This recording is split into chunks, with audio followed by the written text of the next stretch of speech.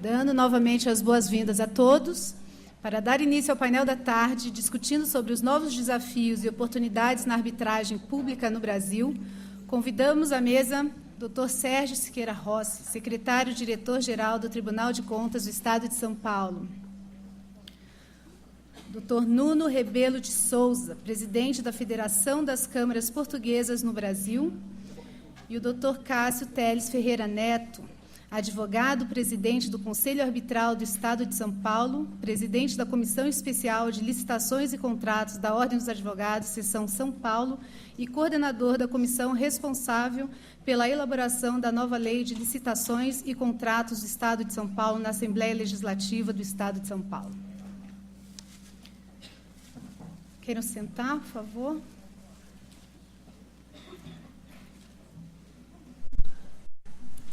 Com a palavra é o Dr. Nuno.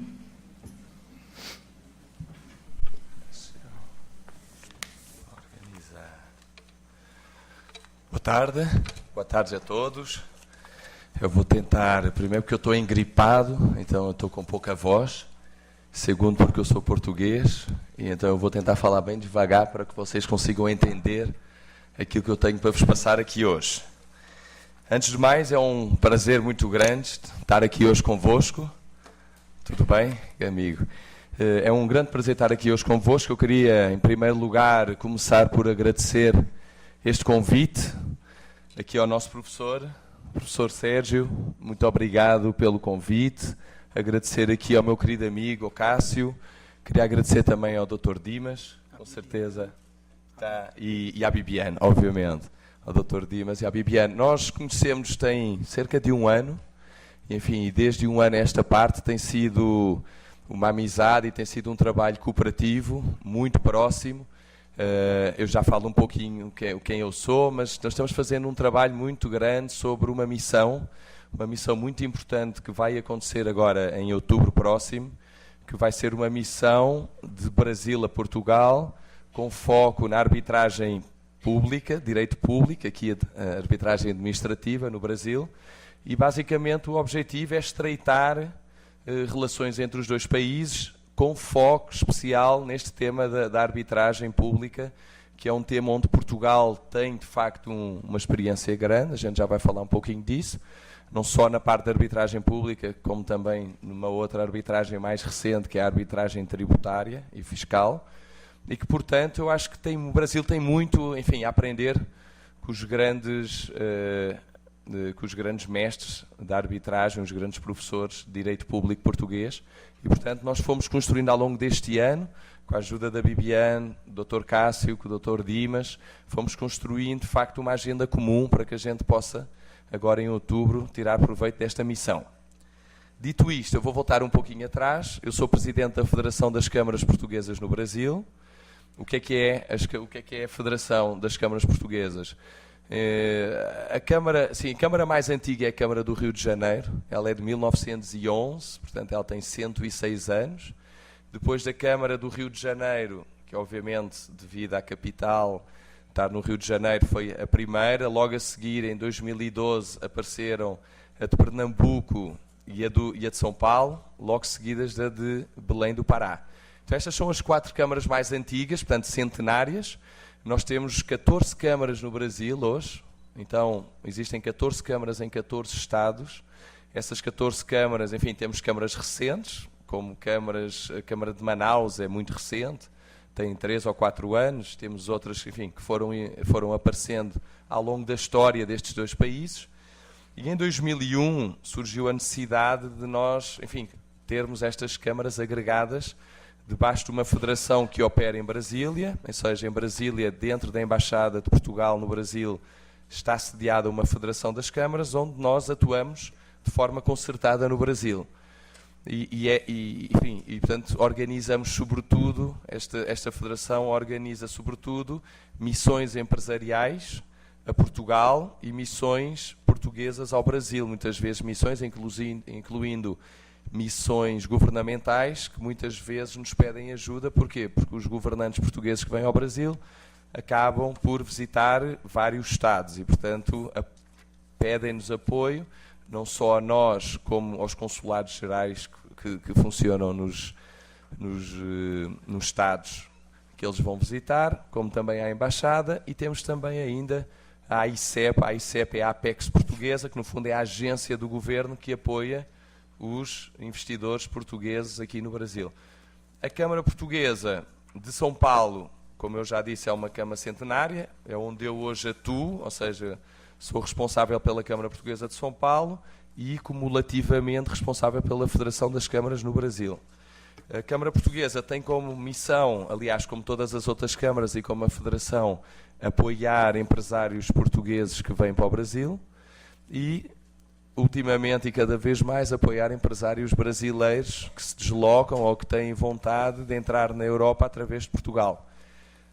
Eu posso dizer que, historicamente, as câmaras sempre tiveram mais voltadas para o lado de apoiar, enfim, o fluxo de Portugal para o Brasil, mas que nos últimos 2 anos, obviamente pela crise que o Brasil tem atravessado, os investimentos estrangeiros, nomeadamente portugueses, têm sido menores e os investimentos e a internacionalização de empresas brasileiras para fora tem sido cada vez maior.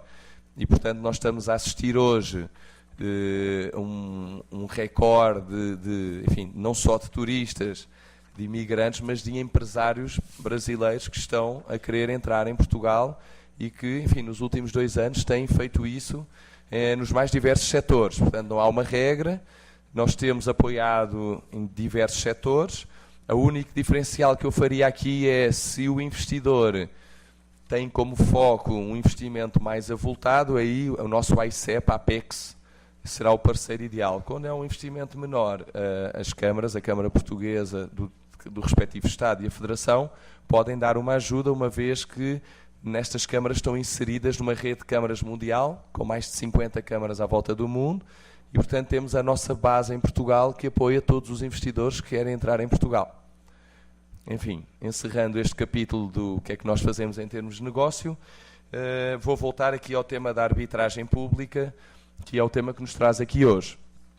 Há cerca de 9 meses atrás, aqui com a ajuda do Dr. Cássio, do Dr. Dimas e da Bibiane, começámos a pensar na hipótese de, enfim, de em conjunto, a 2 mãos, fazermos uma missão a Portugal, que seria uma oportunidade de reunir um conjunto de professores, um conjunto de especialistas, um conjunto de, enfim, pessoas aqui responsáveis máximos desta casa, do Tribunal de Contas, também com bastantes interesses neste tema da arbitragem pública, reunir um conjunto diverso de pessoas que pudesse ter a oportunidade, não é? Não só de ir a Portugal, de estar lá reunido com temas específicos, fazer uma visita, ter uma agenda técnica de visitas, não só à Ministra da Justiça, como, enfim, temos um conjunto de visitas programadas a universidades, escritórios, fazer ali uma agenda durante uma semana.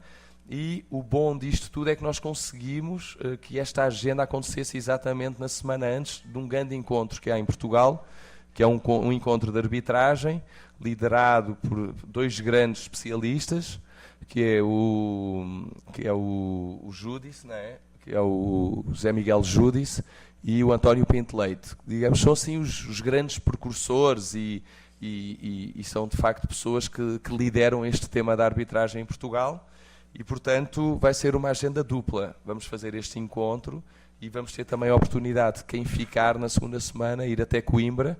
Portanto, o encontro acontecerá agora na primeira semana de outubro em Lisboa e na segunda semana em Coimbra teremos este encontro. Portanto, eu acredito que é muito positivo.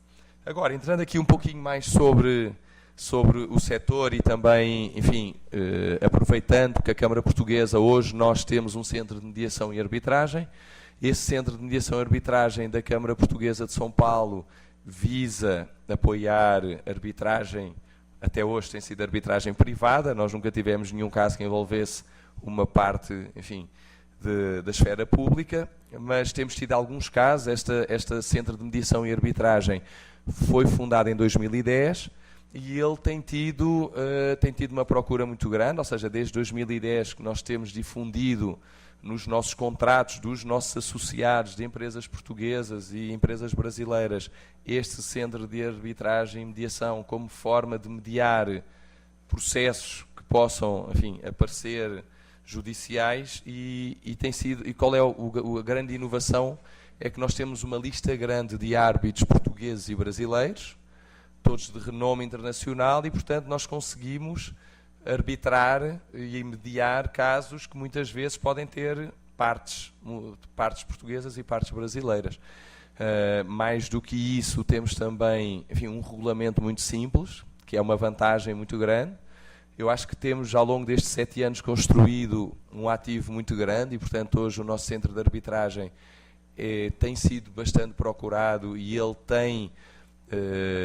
tem uma capacidade muito rápida de resolver casos, muitas vezes nem chegando à arbitragem, mesmo com a mediação, a gente tem conseguido, com custos bastante inferiores àqueles que são a média do mercado, resolver este tipo de casos. E, portanto, nós temos hoje um corpo docente, temos um comitê de arbitragem, como secretário-geral, com vários árbitros que tomam conta desses casos que estão hoje sediados na nossa Câmara Portuguesa de São Paulo.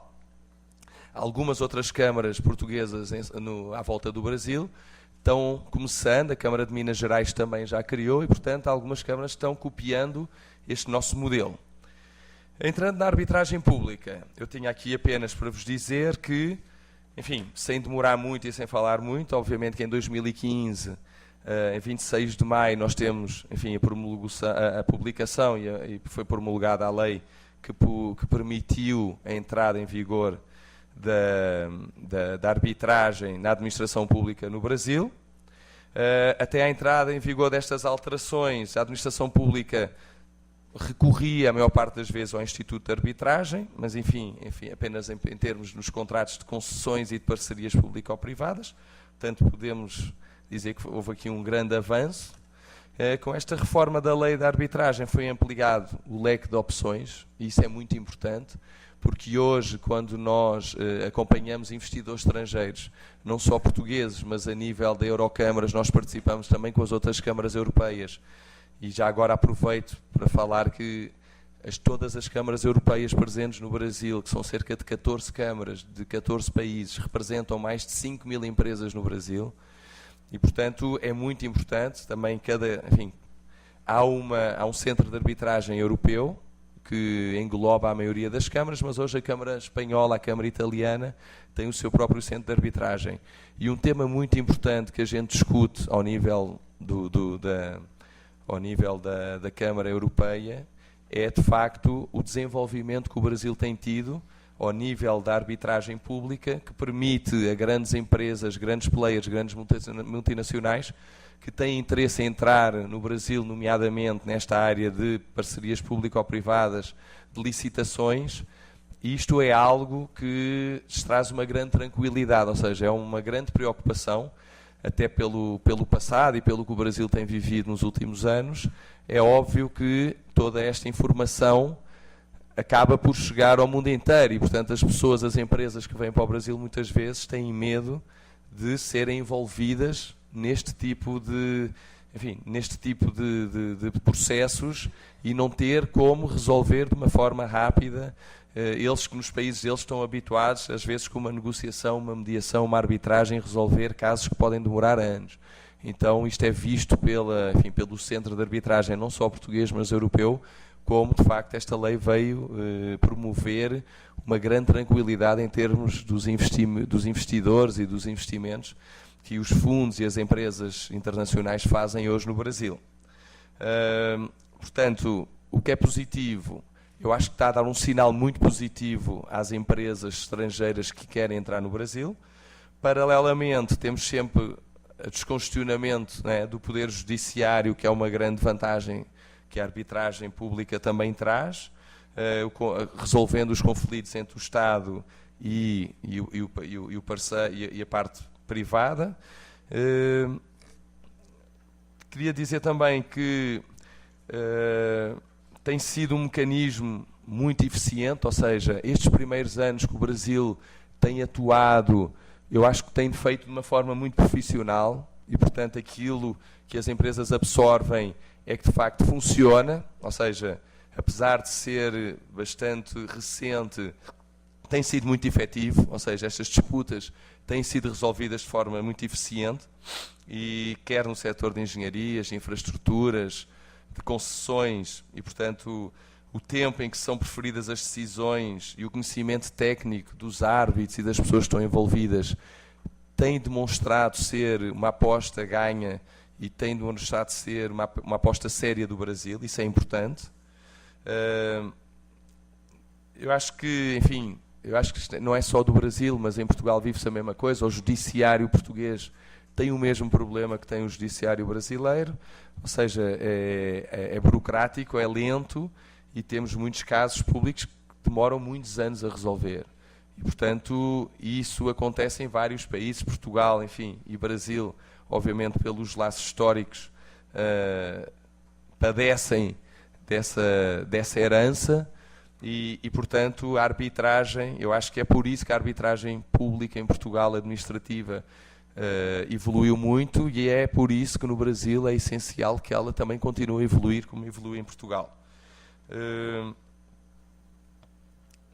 O aumento desta procura, com a autorização legal expressa, legitimando o uso desta arbitragem administrativa, espera-se também um crescimento grande, ou seja, seria de esperar que a gente visse um maior número de casos, mas nós acreditamos que hoje estamos num ambiente cada vez mais tenso e que, portanto, o número e o volume de casos, aliás, como acontece no privado, nós temos tido bastante mais casos, eu acredito no público que isto vai ter um crescimento muito rápido, e eu acho que isso é positivo. Eu acho que a celeridade nestas disputas complexas, desta natureza pública, ajudando a reduzir a duração dos litígios complexos, encontrar uma forma mais adequada de resolver estes conflitos, é sempre muito interessante do lado do interesse público, não é? Ou seja, o interesse público é de facto mostrar cada vez maior profissionalismo e rapidez na resolução, e isso é muito bom do lado do privado, que encontra essa possibilidade. Em Portugal, como eu disse, enfim, já trilhou um caminho muito amplo e, portanto, hoje apresenta-se como um dos países mais interessantes como benchmark em termos de arbitragem pública e tributária, a nível internacional. Em tributária, eu penso que foi só agora em 2011, começámos a dar os primeiros passos, mas já temos casos de grande sucesso de resolução de arbitragens tributárias em Portugal. E, portanto, é uma fonte de inspiração ao desenvolvimento desta arbitragem, não só para o Brasil, mas muitos outros países. Então, deixar aqui bem claro que muitos outros países têm visitado Portugal e têm procurado aprender com aquilo que já foi feito em Portugal. E, portanto, aproveitando isto, vamos agora liderar, e é um prazer muito grande para a Federação poder estar associado a esta missão a Portugal. Esta missão conta com o nosso ex-presidente do Tribunal de Contas, o Dr. Dimas Ramalho, conta também com a coordenação científica aqui do Dr. Cássio Ferreira Neto, da Bibiane, do Dr. José Américo.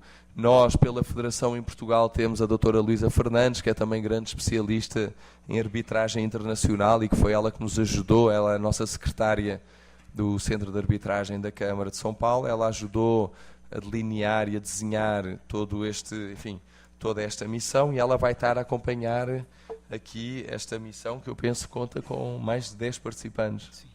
Portanto, é uma missão grande que vai acontecer, envolvendo reputados arbitralistas portugueses, enfim, colegas professores de referência, como o professor Fausto Quadros, que eu conheço muito bem, enfim, amigo de família, e, enfim, alguns, não só portugueses, professores, advogados, que reunirão em Lisboa agora em outubro, e o objetivo é debater, no fundo, abertamente, enfrentando os temas pertinentes, toda a problemática da utilização desta arbitragem administrativa pública, numa perspectiva comparada, analisando aquilo que é similar, o que é que não é similar, quais as divergências entre o Instituto Português e o Instituto Brasileiro. A criação deste grupo de reflexão tem como objetivos: alargar o conhecimento das peculiaridades e o uso da arbitragem pelo poder público em Portugal e no Brasil.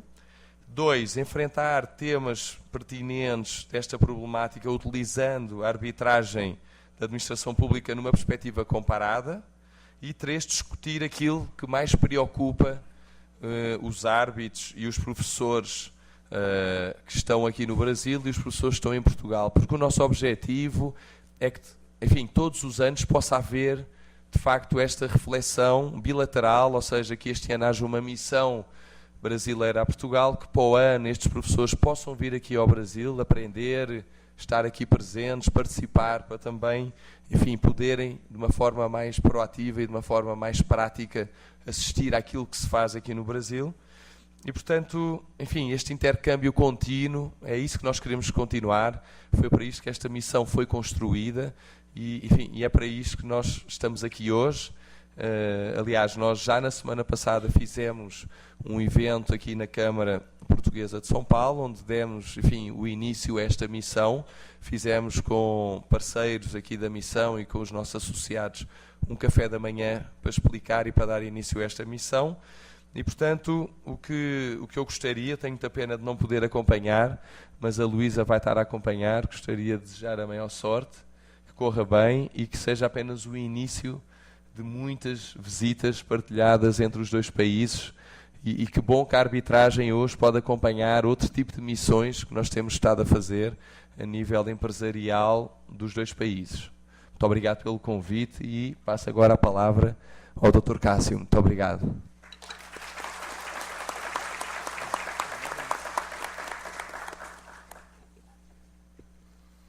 Boa tarde a todos. É uma satisfação e uma honra muito grande poder passar um pouco dessa tarde com vocês, aprendendo, como aprendi no período da manhã, um pouco da arbitragem.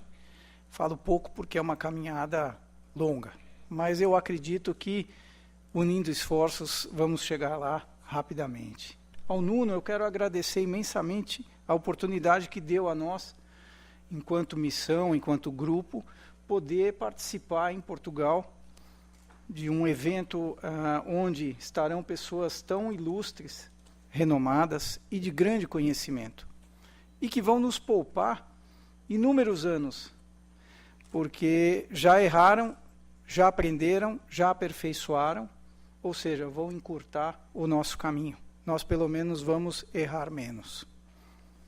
A Bibiana, por ter organizado de uma forma tão ímpar essa missão, dando parte do seu tempo, do seu conhecimento, do seu esforço, conjuntamente com o Dr. Dimas, que abriu as portas do tribunal para essa nova realidade e que acabou culminando, não só no dia de hoje, mas como em outubro, a uma missão que seguramente vai trazer benefício tanto para o Brasil, que vamos aprender na medida em que São Paulo é o espelho do país, passar o conhecimento e adquirir o conhecimento e talvez transmitir também alguma coisa a Portugal, aos nossos pais.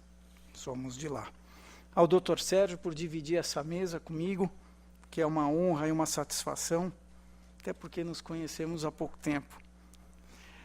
Mas eu fico muito honrado por ter despertado o interesse na casa, que para mim é uma honra dela participar como advogado, porque de fato é o que o Brasil mais olha, o que São Paulo está fazendo.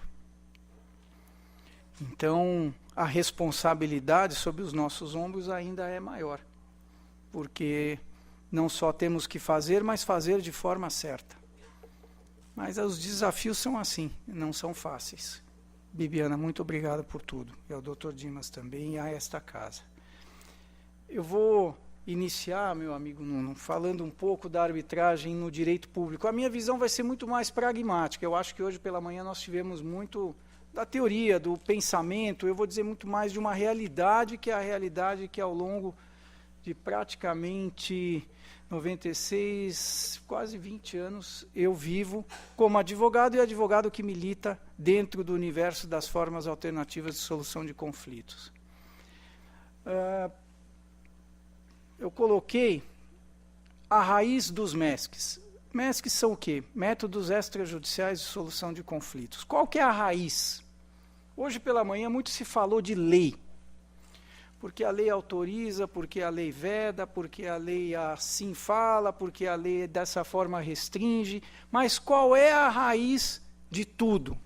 Qual é a raiz da lei? A Constituição. Se a Constituição não autoriza a utilização de formas alternativas de solução de conflitos, não pode ser a lei que o fará. A nossa Constituição, já no preâmbulo, e o preâmbulo é o quê? É como aqueles que, representando o povo brasileiro, imaginaram que seria melhor para quem? Para o povo brasileiro. Colocaram: nós, representantes do povo brasileiro, reunidos na Assembleia Nacional, e assim vai, na ordem interna e internacional, privilegiamos sempre a solução pacífica das controvérsias. Então, primeira vez que aparece o quê? Os MESCs. As formas alternativas. Elas estão diretamente ligadas ao quê? À solução pacífica. As soluções pacíficas necessariamente se valem das formas alternativas de solução de conflitos. Mediação, arbitragem, conciliação e, alguns falam, negociação. Outros defendem que a negociação faz parte integrante de todas as demais. Mais adiante, a Constituição fala no seu artigo 4º que a República Federativa do Brasil rege-se nas suas relações internacionais pelos seguintes princípios. Inciso 7, solução pacífica de conflitos. Segunda vez que a Constituição nos permite a utilização dos MESCs. Mais adiante, dos direitos e garantias fundamentais, dos direitos e deveres individuais e coletivos. E a Constituição começa a falar: todos são iguais perante a lei, assim sucessivamente, até que ela chega no parágrafo 2º. Os direitos e garantias expressos nesta Constituição não excluem outros decorrentes do regime e dos princípios por ela adotado, ou dos tratados internacionais em que a República Federativa do Brasil seja parte. Terceira vez.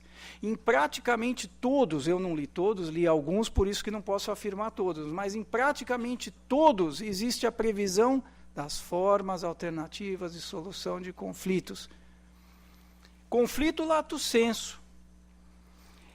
E, nesse momento, a Constituição falou o seguinte: olha, a hora que o Brasil se tornar signatário ou assinar algum contrato, esse faz parte e começa a valer dentro do seu direito, seja individual ou coletivo.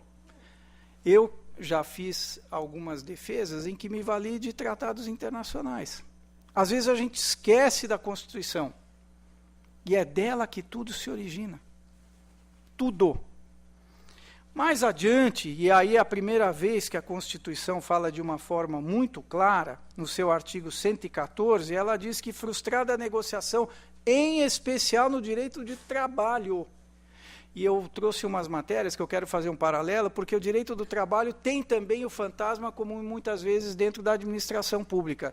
Os direitos são indisponíveis do trabalhador, assim como muito se fala que a administração não pode transacionar, porque teoricamente estaria transacionando algo que não é dela, é de todos.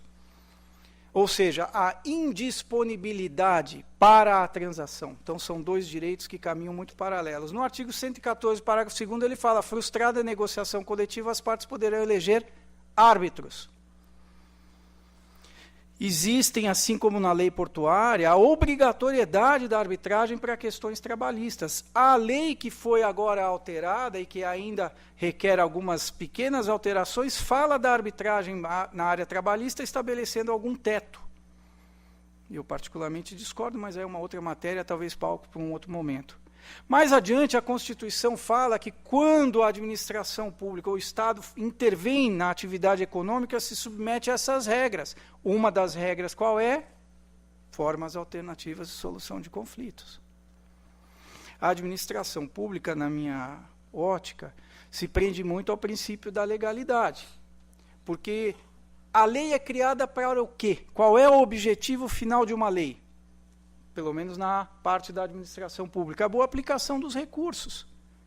É você atingir a finalidade da lei. A lei é só o caminho que leva o agente público a atingir o fim. Esse é um dos princípios. A administração pública, pelo artigo 37, é regida por inúmeros outros princípios. E nós sabemos que, diferentemente do que muitos pensam, que o principal é o da legalidade, talvez esse seja o mais conhecido. Mas entre princípios não há hierarquia. Todos têm o mesmo e igual valor, talvez com aplicações distintas, mas eles estão no mesmo pé de igualdade. E as formas extrajudiciais de solução de conflitos se manifestam não só através do princípio da legalidade, mas também através dos outros, da eficiência, da economicidade. Aqui se falou no período da manhã que é um ledo engano achar que a arbitragem custa mais caro. Não, ela não custa mais caro. Porque dentro dela existem outros componentes que não só o valor, que se paga pela solução. Vamos fazer uma pequena... eu vou fazer só um pequeno comentário aqui de algumas curiosidades que eu trouxe, que faz parte ainda desse pequeno contexto histórico, né? Primeira Constituição do Império, de 1824, no seu artigo 160 já existia a previsão da arbitragem. Nas causas cíveis, e lá dizia também, nas penais, civilmente intentadas, poderão as partes nomear juízes árbitros. O que acontecia é que você tinha que levar a um juiz estatal para que esse homologasse o que as partes, conjuntamente com o árbitro, decidiram. O que se tornou, à época, e historicamente, muito mais um momento de burocracia do que efetivamente de resolução. Motivo pelo qual isso nunca foi levado adiante. Causas. Em 1908, a Rússia concordou que fosse submetida a um tribunal arbitral a questão do pagamento de prestações atrasadas em razão de dívida de guerra. Por arbitragem. Dívida de guerra, vocês já imaginaram tão complexo que não é isso?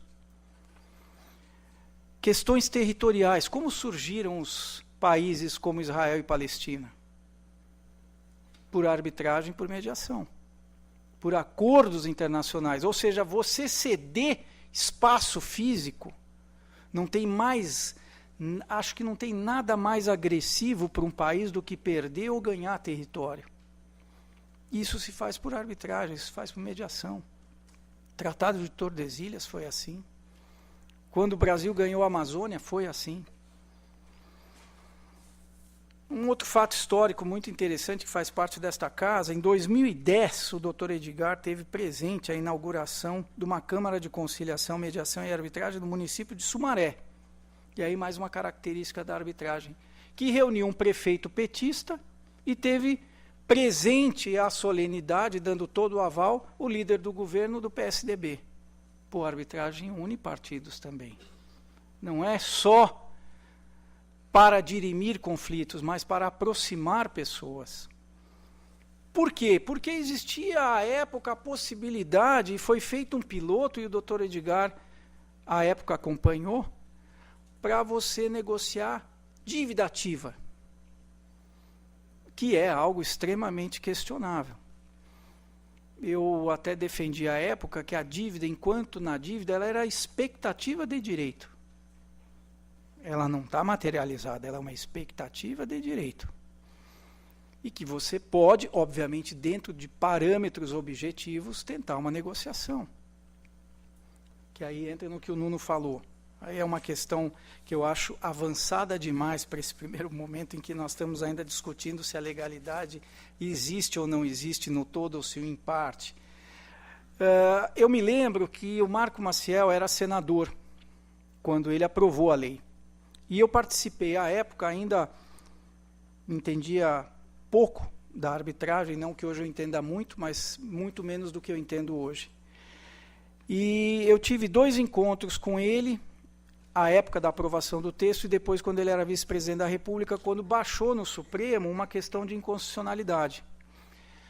Houve um pedido de reconhecimento de sentença estrangeira, e o ministro era o Sepúlveda Pertence, e ele falou, olha, eu vou aproveitar agora para ler a lei, para ver se não há nela alguma inconstitucionalidade. E ele achou 2. Primeiro que, uma vez feita a opção pelo foro arbitral, estava automaticamente excluído o estatal. E ele falou, não pode, porque isso vai contra um inciso da Constituição que diz que nada foge à apreciação do judiciário. Segundo, a autonomia total da vontade das partes, o que ele achava também inconstitucional. Agora, só uma pergunta. Quem já ouviu dizer que o voto é um exercício de cidadania? Só levantar a mão para mim, por favor. Quem já ouviu falar essa expressão? Todo mundo concorda, certo? Não? Não, né? Isso. O exercício de cidadania é o quê? É você ter o direito à sua disposição e exercer a hora que você acha que pode, ou é conveniente ou não. O voto não é o exercício de cidadania, o voto é obrigatório. Nessa mesma ocasião, e com base nesse raciocínio, nós tivemos 2 reuniões. Eu, 2 outros membros da comissão, o Marco Maciel, que à época já era vice-presidente da República, e o ministro Jobim, do Supremo. E já existiam alguns precedentes de primeira instância aqui no estado de São Paulo, que foram os primeiros, da Justiça do Trabalho reconhecendo a exclusão da justiça estatal por opção do empregado e empregador. 1. Segundo, que efetivamente, pós-sentença do árbitro, estava transitada em julgado a matéria. Não havia mais chance de recurso. Isso dito pelos próprios juízes federais, quando da liberação do Fundo de Garantia do Trabalhador por recusa da Caixa Econômica. Falava, a gente não paga nem quando vem pela Justiça do Trabalho, agora vamos pegar pela arbitragem. Que isso? Foram necessários vários mandados de segurança para que se cumprisse a decisão do árbitro. De posse de todos esses documentos e com esse exercício de cidadania é que o Jobim, quando do seu voto, disse, olha, até hoje o Estado colocou à disposição da sociedade única e tão somente a justiça, poder judiciário. Hoje o Estado está dando a ela a oportunidade dela exercer a cidadania e resolver os seus conflitos por si só. E a maior parte dos ministros entendeu que efetivamente era constitucional o afastamento do judiciário quando por opção da vontade das partes. Mas o brasileiro é bem criativo. Eu trouxe 4 matérias que eu queria que passassem para vocês, que é o meu receio, que, até conversando com o Dr. Sérgio, senti nele também ser o receio dele, quando você começa a praticar algo ou se valer de algo sem muita consciência ou noção do que pode acontecer. Então, são 4 matérias que eu acho que podem servir de um alerta para essa arbitragem no setor público.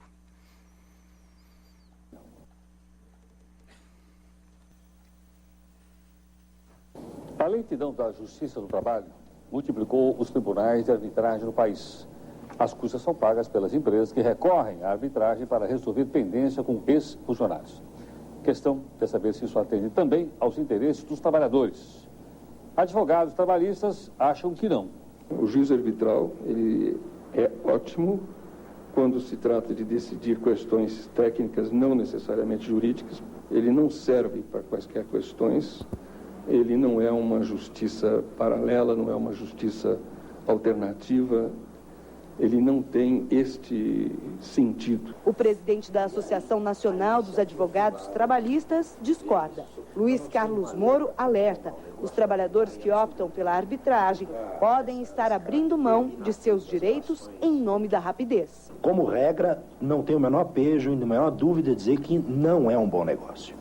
A Justiça do Trabalho, por mais problemas que ela possa vir a ter, é uma instituição que tem assegurado historicamente às partes, tanto aos trabalhadores quanto aos empresários, decisões bastante razoáveis. E não é à toa que ela tem sido usada pela maior parte da população brasileira. Em 1824, na primeira Constituição do Império, já se falava em arbitragem como alternativa para a solução de controvérsias nas áreas civil e comercial. Mas só em 96, uma lei federal atribuiu valor judicial às decisões dos árbitros. E desde então, os tribunais arbitrais têm resolvido questões trabalhistas. Aqui no CAESP, por exemplo, Conselho Arbitral do Estado de São Paulo, 60% das causas dizem respeito a impasses entre funcionários e empresas. O fundamental é que as duas partes concordem na escolha do árbitro e estejam cientes de que à decisão dele não cabe recurso.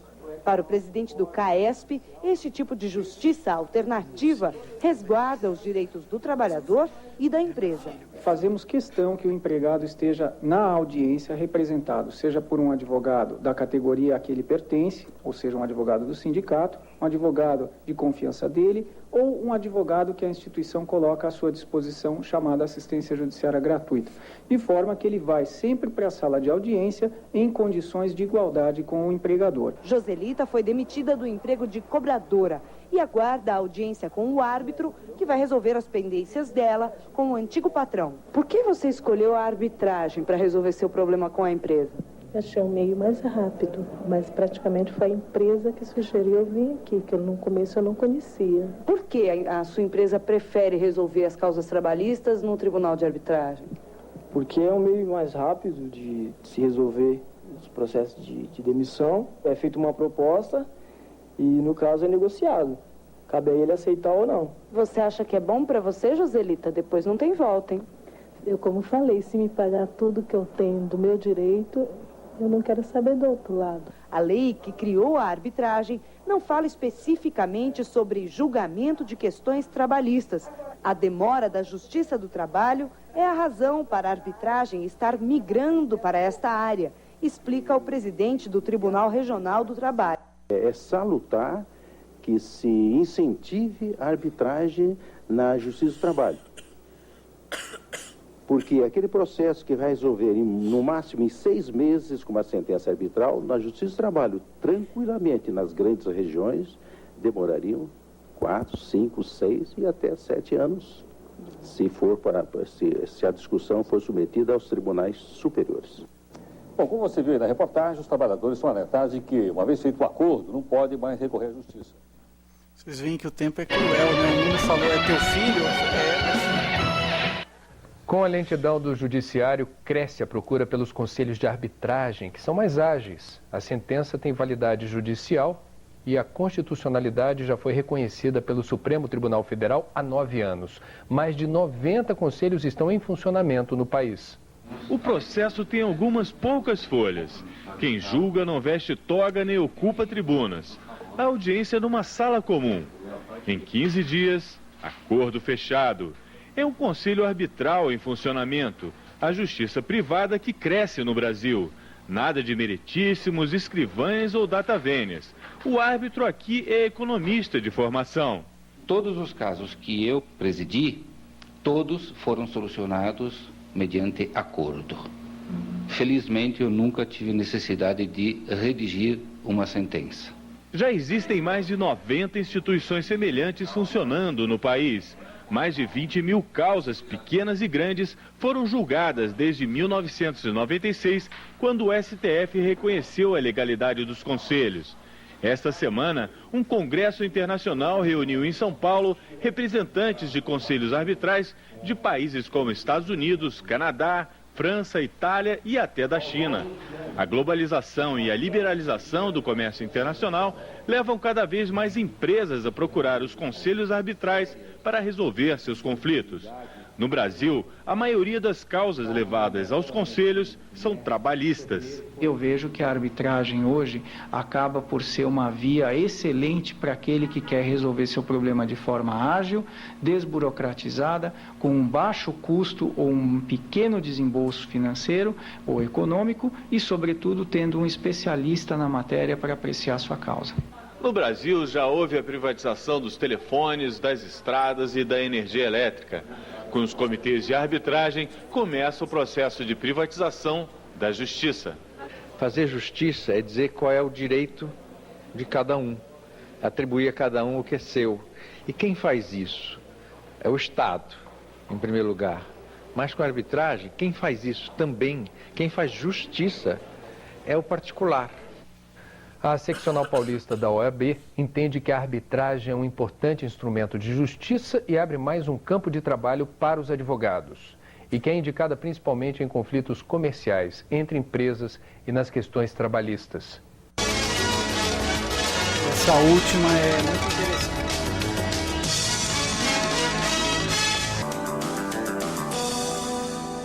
8 juízes arbitrais foram presos em Niterói e São Gonçalo, na região metropolitana do Rio.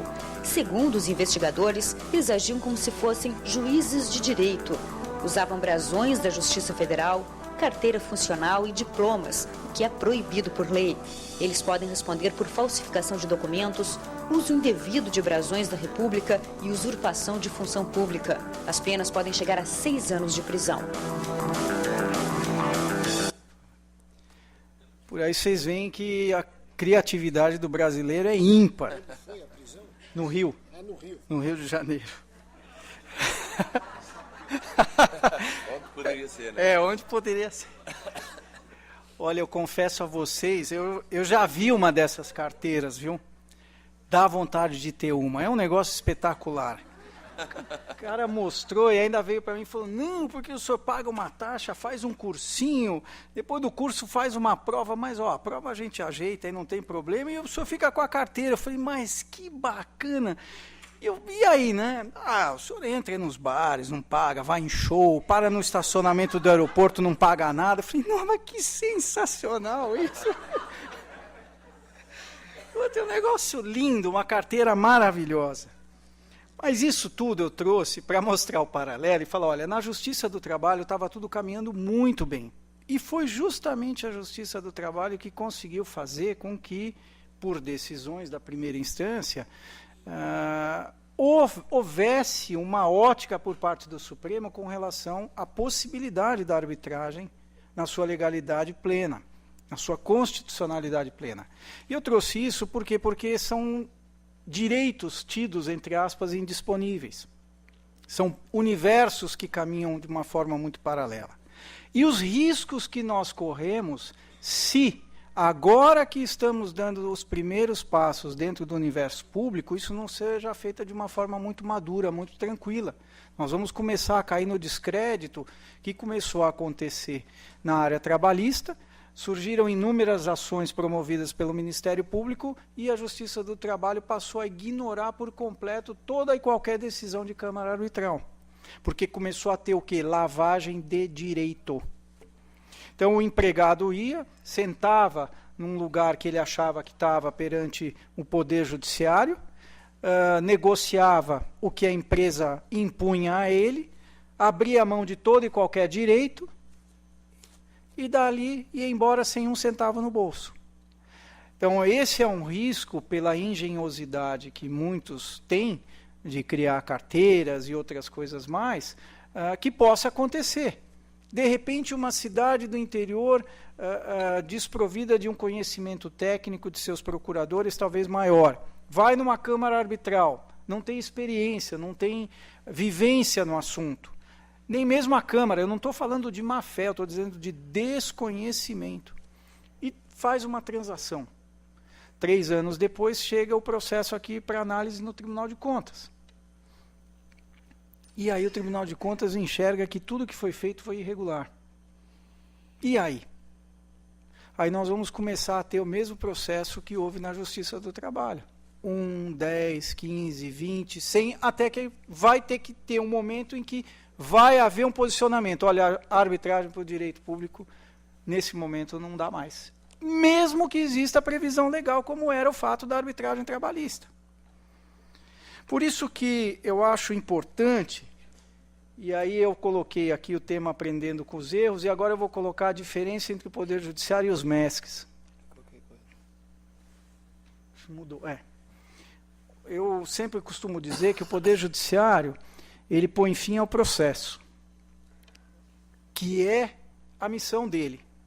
Não inicial, mas hoje. A gente sabe que chega uma hora que não tem mais como recorrer. É cumprir e acabou.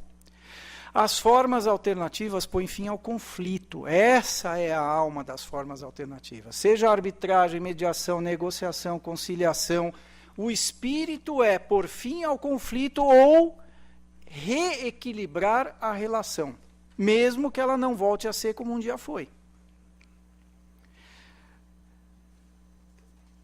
O juiz, ele é especialista na lei, não necessariamente no conflito que se apresenta a ele. Ele pega e tem que fazer o enquadramento legal. ele está restrito ao gabinete dele, em que pese poder haver a diligência, ele não consegue, é fisicamente impossível. O árbitro não, o tribunal arbitral não. O tribunal arbitral pode ir na obra. O tribunal arbitral tem uma flexibilidade infinitamente maior que o juiz. O juiz, ele caminha dentro de um modelo pré-determinado.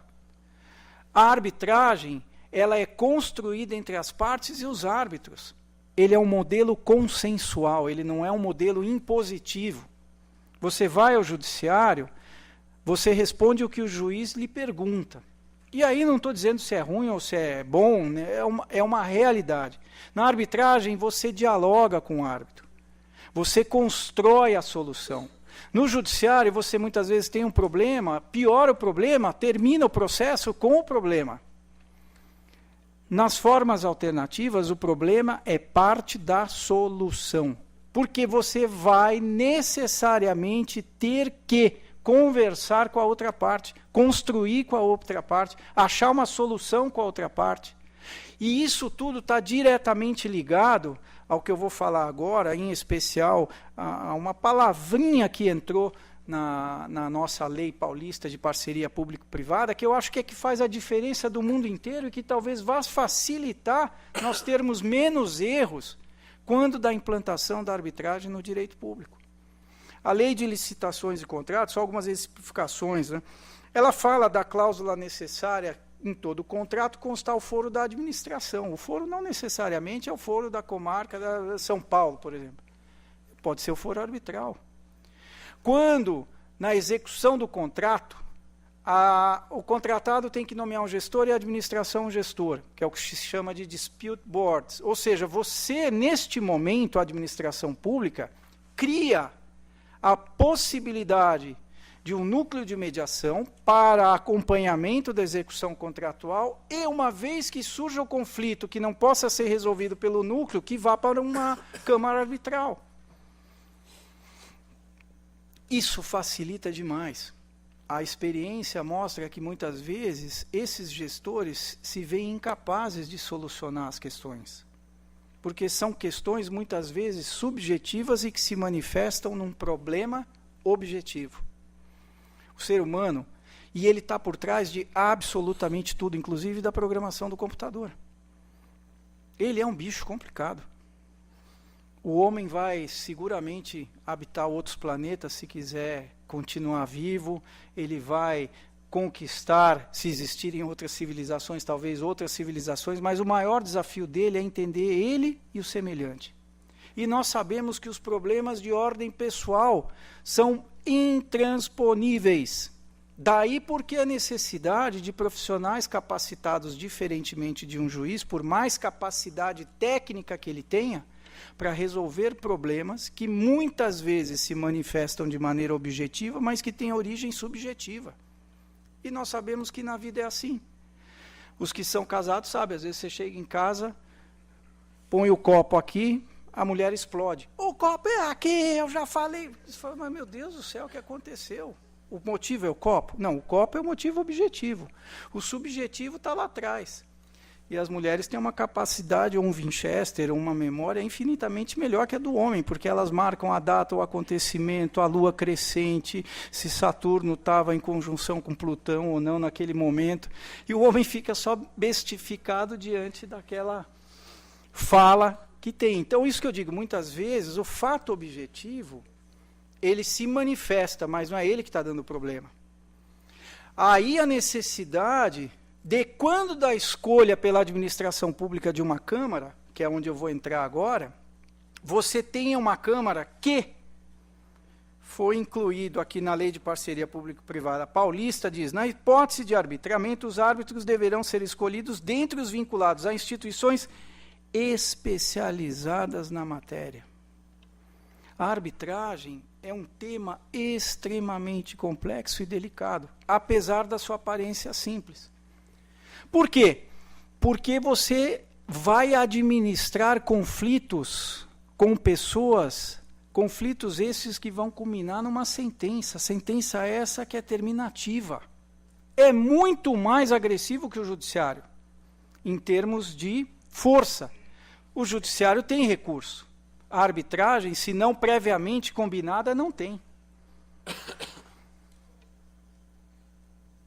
Eu acho que o papel da Câmara, quando da construção das soluções conjuntas, é imprescindível. E aí vai a orientação do árbitro. Nesse momento, eu acho que o árbitro e o juiz não diferem muito. Porque o juiz, muitos são altamente capacitados, árbitros também são altamente capacitados. Alguns vão agir por critérios de direito, os outros vão agir por critérios de direito. O que vai diferenciar são dois momentos. A escolha da instituição, porque ela vai dar um treinamento ao árbitro que talvez faça a diferença. Ela vai dar condições para que o árbitro possa perceber no conflito objetivo as questões subjetivas que às vezes são aquelas que impedem o processo de ir adiante. Ela vai dar condições para que o árbitro tenha a sensibilidade necessária de entender a esfera da administração pública. Com relação ao quê? Publicidade, aos prazos. Isso tudo vai estar diretamente ligado ao segundo momento, que é a construção do compromisso. Quando que a arbitragem se materializa? Ou quando você põe uma cláusula no edital, ou no contrato, ou na ausência dela, quando você faz, então, um compromisso. Ou, mesmo na existência da cláusula, também o compromisso. O compromisso, o que é, para a minha modesta forma de ver, é o edital, é a regra do jogo. É onde as partes se sentam e falam, olha, nós temos este problema. Muito bem, como vamos resolver? Qual a legislação que vai ser seguida? Quais serão os prazos estipulados? Muitas vezes existem câmaras que têm um regulamento rígido. Isso é bom para aquele advogado que não sabe militar fora do Código de Processo Civil e precisa ter parâmetros objetivos. Péssimo para as partes. Porque o primeiro exercício que as partes precisam é o diálogo. E esse diálogo acontece quando? Na construção da solução mediante um problema. Daí eu falar que o problema é parte da solução. Há necessidade da construção conjunta. Você é administração pública, olha, não adianta dar um prazo de 5 dias para mim e juntar 20 mil cópias. Eu não vou. Eu tenho uma série de trâmites internos burocráticos que não vão permitir que eu faça isso. Eu vou perder o prazo. O árbitro, como exemplo, na manhã foi dado de um procedimento arbitral que ocorreu na instituição no CAESP, os árbitros entenderam e a administração foi totalmente preservada. O particular entendeu que se ele quisesse parâmetros rígidos, ele ia ter um péssimo procedimento, uma péssima decisão. Ele ia perder a concessão. E ali ninguém estava interessado em perder a concessão. O que queria era fazer com que a concessão voltasse a andar. Para isso, você tem que conversar, dialogar e construir. Por isso que eu falo, a instituição é uma chave muito importante. Primeiro, qual a experiência que ela tem? Qual a linguagem dela com a administração pública? Ela já teve? Já participou? Ela tem um regulamento para isso, ela publica no Diário Oficial. Os árbitros são profissionais especializados na matéria. Ela dá liberdade, ela pratica a comediação com o árbitro. Isso são elementos que necessariamente vão passar por essa casa. E essa casa tem um papel, ela não é importante, ela é imprescindível. Por quê? Porque, em última análise, quem vai olhar se o que foi feito lá atrás foi de acordo com o que se pensa correto ou não, é essa casa. E eu trouxe o exemplo da área trabalhista justamente para que o exemplo do passado, que é o que nós vamos aprender em Portugal, do passado deles, não seja o nosso futuro. O mau exemplo. Então, essa notória especialização que a lei coloca, singularidade do objeto, administrar conflito proferindo sentença, que é algo mais singular que isso. Como que muitas vezes, e esse procedimento teve isso, a administração pública se assusta com a decisão terminativa.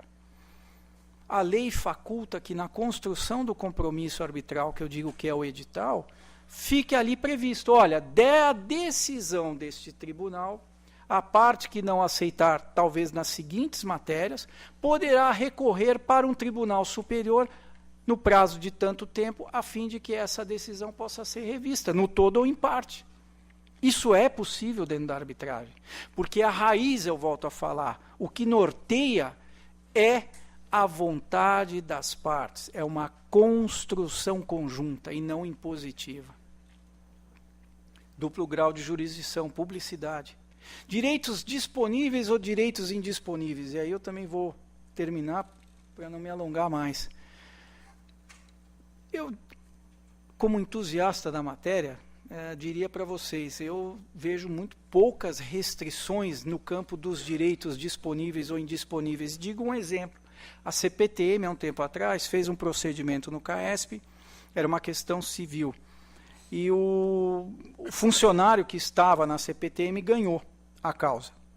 E no meio do procedimento arbitral, quando a CPTM viu que ia perder, atravessou uma peça dizendo da impossibilidade de dar seguimento à arbitragem, que é o que o professor Justino falou hoje pela manhã, né, que a administração pública a hora quer, mas a hora que vê que não é bem ou não é bom para ela, ela não quer mais.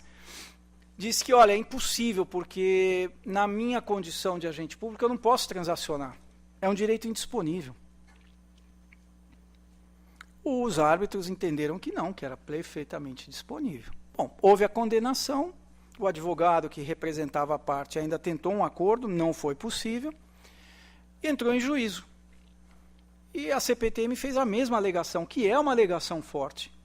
E a juíza bloqueou 2 catracas. Falou, bom, ou vocês pagam, ou como é que vai fazer? Porque essa alegação não prospera.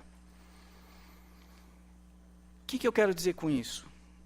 A minha preocupação com o despreparo, o desconhecimento. Esse é um universo que nós vamos ter que enfrentar de qualquer jeito. E esse, de todos, é o que mais põe em risco o sucesso da empreitada.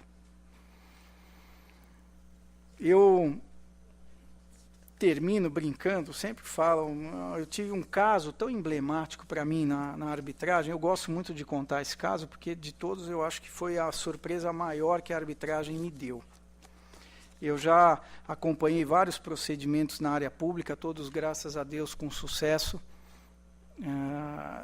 desde que todas essas cautelas sejam tomadas, você tem uma publicidade muito forte, você tem o acompanhamento, muitas vezes, até de um órgão externo, você tem o preparo dos árbitros para a composição e não só para a decisão, a compreensão da outra parte da esfera administrativa, a resolução desse objeto, que tem na sua primeira vista um copo, e muitas vezes pode, por trás dele, ter um universo de coisas que vão atrapalhar, que é o objetivo e o subjetivo.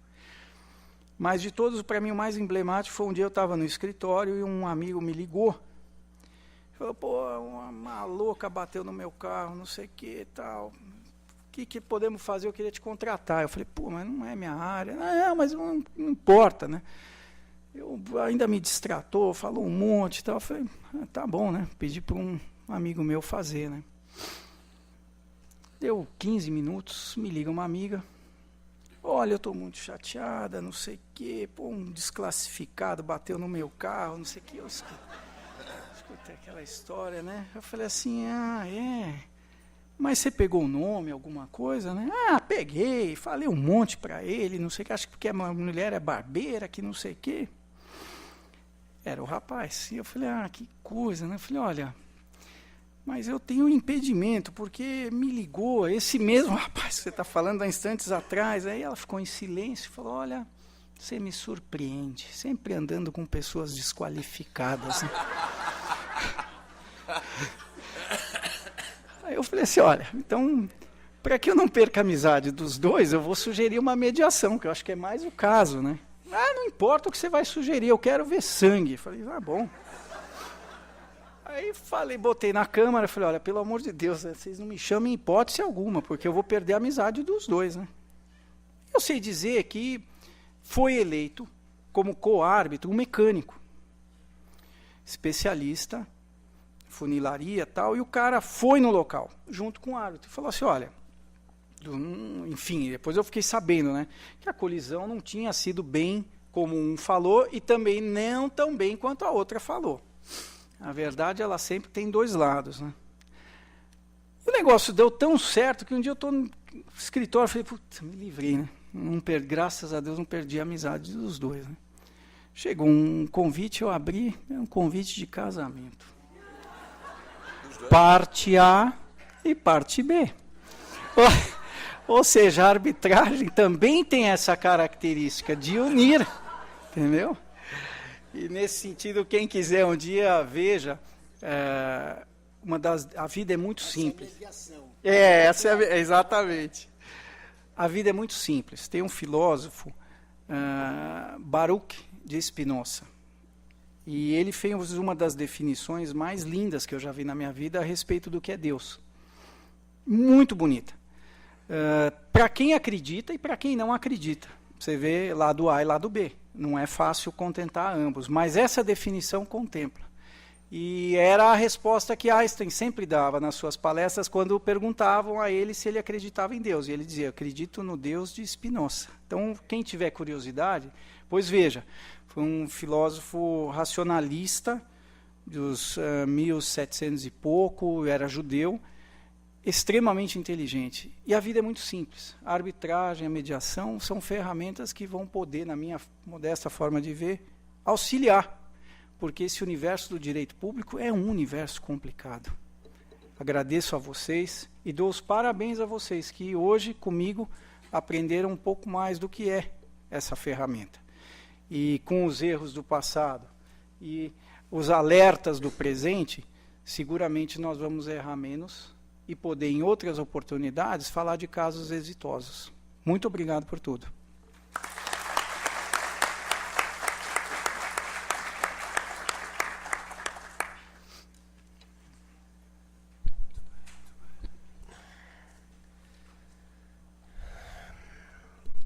Professor Nuno, o presidente Sidney Everaldo pediu-me que dissesse ao senhor a honra e a satisfação de tê-lo aqui conosco hoje e, evidentemente, quer que isso se repita.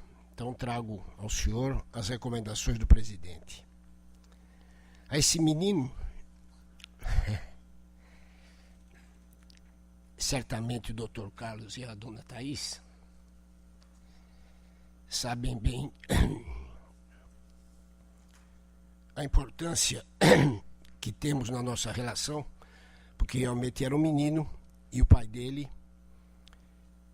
foi talvez um servidor público que atentou, no primeiro momento, para a importância de se aproximar do Tribunal de Contas. Era um jurisdicionado que entendeu que seria muito difícil destravar alguns entendimentos se não houvesse uma conversa, uma mediação. Então, o Dr. Carlos Ferreira Neto, pai de Cássio, foi um precursor das atividades que hoje tanto se estendem nos diálogos permanentes que temos tido com os nossos jurisdicionados. Então, devem estar também muito orgulhosos da sua atuação.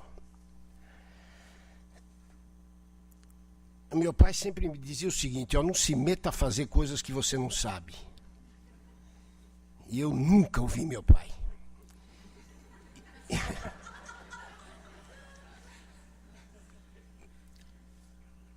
E com o concurso material da professora Bibiana, eu me meti nessa hoje. Sexta-feira, quase 4 horas da tarde, 4 já falaram que a arbitragem é a 7ª maravilha do mundo. E eu teria que dizer o seguinte, de arbitragem o que eu sei mesmo é que está prejudicando o Palmeiras. Isso, mais nada. Então, vocês imaginem bem a situação que eu estou vivendo aqui. E de fracassado. Porque a minha fala está esvaziada. Porque tudo nasceu quando eu me meti a achar que eu podia saber alguma coisa de arbitragem. É lógico que eu não sei nada e hoje comecei a saber um pouquinho, né? mas é porque houve um seminário aqui promovido ano passado, dos 250 mil que essa senhora promoveu ano passado, teve um que falava-se da nova lei de licitações das estatais. Em algum momento sacou-se lá a questão da arbitragem. Era o professor Luciano Ferraz que estava aqui entre nós. Isso foi em 2016, a lei que introduziu a arbitragem no direito público é de 2015. Indiscutivelmente controversa em 2017 e certamente até 2040 será controversa.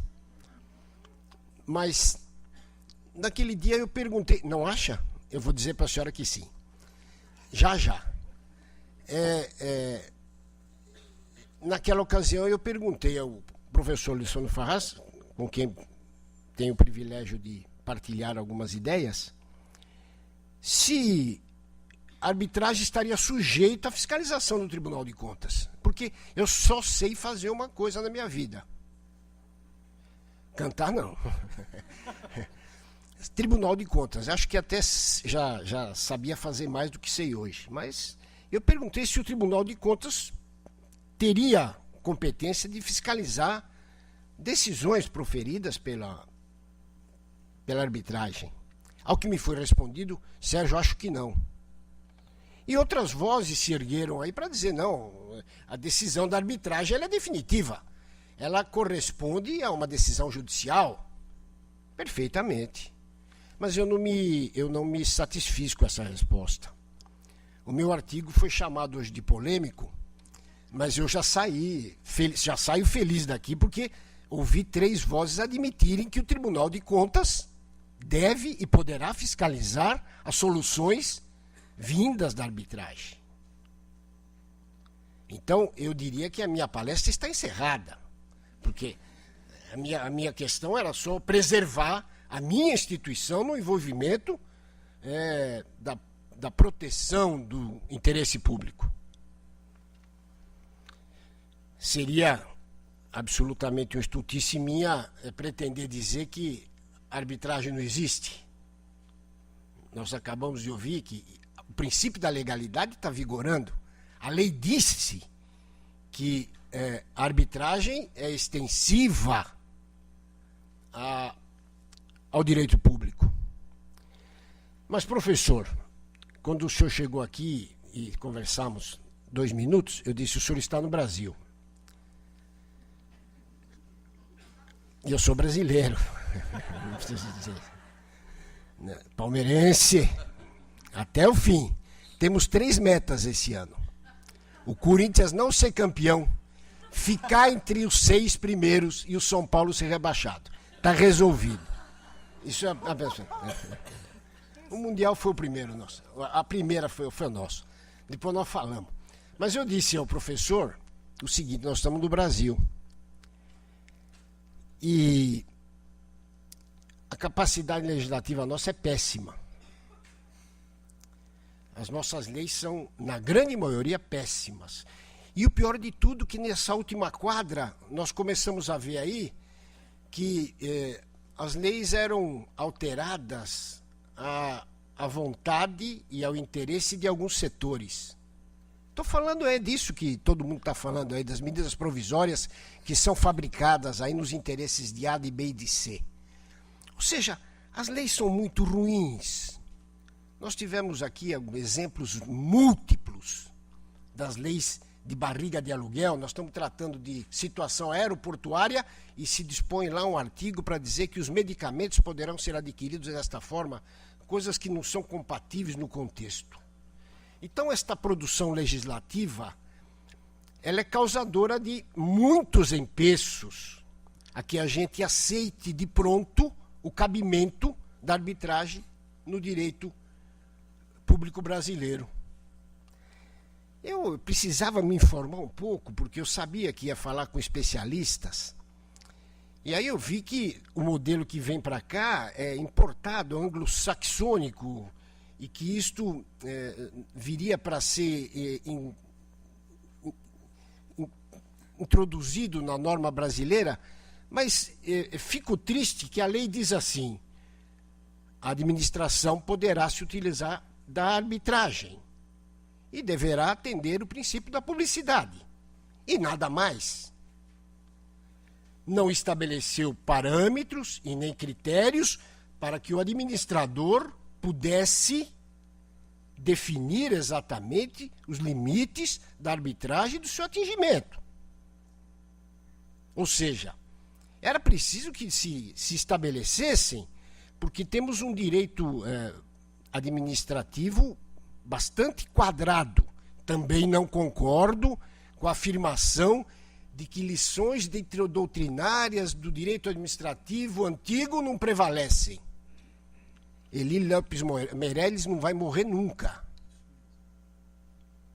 E ele ensinou o que é o princípio da vinculação ao edital.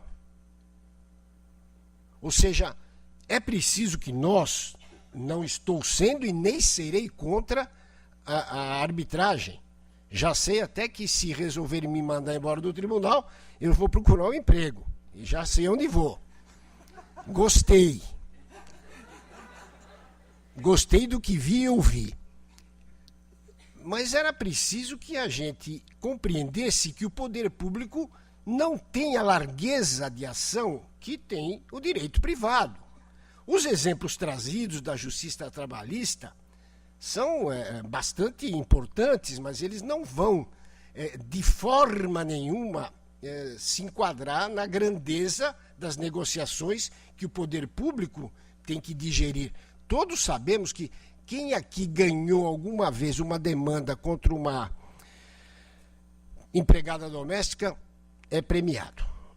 A justiça trabalhista é absolutamente desinteressada de qualquer argumento daquele que vai discutir. Tanto sempre direito é do empregado, e vamos lá, que assim seja. Mas para a administração é preciso que nós lembremos a necessidade, por exemplo, se discutir hoje, desculpe voltar um pouquinho, a publicidade. Como é que eu posso dispensar de publicidade qualquer ato que seja de responsabilidade da administração? Mormente quando eu tenho a lei da transparência no meu calcanhar e o princípio ou a lei do acesso à informação. Não há limitação na publicidade dos atos da administração. Desculpe-me, não é só noticiar que eu estou com arbitragem ou eu vou fazer arbitragem. Insisto, não estou em desfavor da arbitragem, mas não posso aceitar que não hajam regras claras a definir de que forma ela vai se desenvolver. Por quê? Porque na administração tudo é diferente. Eu preciso ter, por exemplo, uma estimativa de custos, de despesas. No momento em que eu lanço o foro da Câmara Arbitral como o foro para dissolver o litígio, eu devo estabelecer, naquele momento, uma estimativa de despesa que se fará, se necessário. Porque não é porque nós estabelecemos a cláusula do foro arbitral que nós vamos deles nos socorrer, porque nós não precisamos nos referir à litigância no Poder Judiciário, porque ela é íncita. Há o conflito, é o Judiciário que vai decidir. Mas se eu vou estabelecer uma solução alternativa, eu devo fazê-la constar do edital e devo fazer a previsão do gasto que poderei ter. Temos algumas questões à margem, paralelas. Eu ouvi com atenção que os árbitros são eleitos. Perfeito? O que imagino seja de comum acordo entre os litigantes. Mas eu pergunto, são pessoas que vão prestar um serviço e alguém vai pagar? Será que o poder público pode contratar qualquer um sem atendimento às regras da licitação? Será que eu posso considerar que todos os integrantes das câmaras arbitrais são profissionais de notória especialização e conhecimento singular? Riscos que, na minha visão, não pode correr o administrador. Ou seja, eu ouvi com atenção a palavra do professor Nuno, que estamos na fase da evolução. É preciso que se construa uma legislação que dê segurança ao momento em que se vai utilizar a arbitragem. Nós vimos a lei, ouvi também que nós, é claro, a administração deve estar atenta ao princípio da economicidade, e eu sei mais do que ninguém que economicidade não significa puramente o aspecto financeiro. A economicidade vem com a vantajosidade, detesto essa expressão, mas ela é muito corrente, a vantajosidade que nós vamos adquirir com esta negociação. Ela precisa ser milimetricamente estabelecida para que isto não venha trazer uma imputação de responsabilidade ao ordenador. Eu seria absolutamente leviano se dissesse desde logo que não recomendo que se faça arbitragem para a administração. Seria leviandade minha. Eu prefiro entender que haverá necessidade de um aprimoramento da legislação. Nós ainda não enfrentamos diretamente aqui nesta casa um caso em que tenha sido solvido pela arbitragem ou que ela tenha sido prevista. Mas há na casa 2 ou 3 casos em andança que apontam para um rumo desastroso da forma com que ele foi elaborado. Um deles, até ontem solicitei para fazer uma leitura rápida do que estamos tratando lá.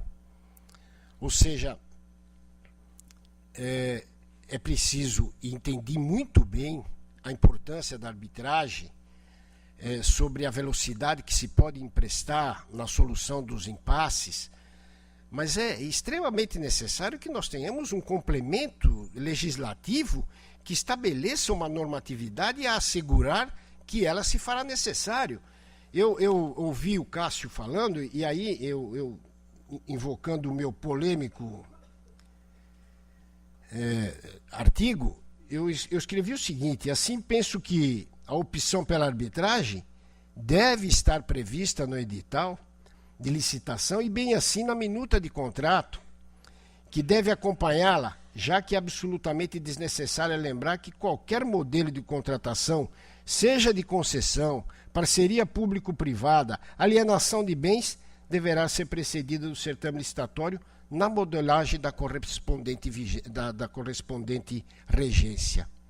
Ou seja, qualquer negociação da administração passa necessariamente, primeiramente, pelo certame licitatório, que vem presidido por um edital. Edital que deve dizer com toda a largueza como é que vamos funcionar na decisão de se ser necessária a invocação da arbitragem. Porque, na minha modestíssima visão, se nós nos aprimorássemos na elaboração de editais de licitação, que nós supríssemos as lacunas tão reiteradamente vistas, repetidas e de uma forma desastrosa, talvez nós não tivéssemos necessidade da arbitragem e muito menos no Poder Judiciário. Ou seja, nós estamos começando com uma situação de extrema comodidade para dizer que teremos soluções alternativas para solucionar impasses que, em verdade, não deveriam existir na relação entre o poder público e o particular. Claro que não sou nenhum inocente, nenhum jejuno nisso para saber que uma contratação de 30 anos de vigência pode, sim, ao curso de sua execução, trazer alguns emperros que obriguem a intervenção de uma solução, seja ela do Conselho Arbitral, seja ela do Poder Judiciário. De qualquer sorte, o que me parece extremamente importante é ter presente e vivo que a arbitragem necessita de uma legislação um pouco mais detalhada, com o estabelecimento de um regramento mais específico, para que, transposto para o edital, ofereça as garantias necessárias que essa será mesmo a melhor solução. E eu não vim para combater a arbitragem, muito ao contrário, eu estou satisfeito em saber que a arbitragem poderá, ou quando utilizada nas contratações, virá sim ao exame do controle externo. Esta era a minha única preocupação. Ela está solvida. Como isto já era muito fácil de ser dito, eu me permito dizer, primemos por uma legislação que nos dê um rumo mais forte e que possamos trazer para dentro do nosso país o sucesso que a arbitragem tem no direito internacional. Por ora, eu considero que é muito precária a condição que se estabeleceu para que nas grandes contratações nós pudéssemos utilizar esse mecanismo. Muito obrigado.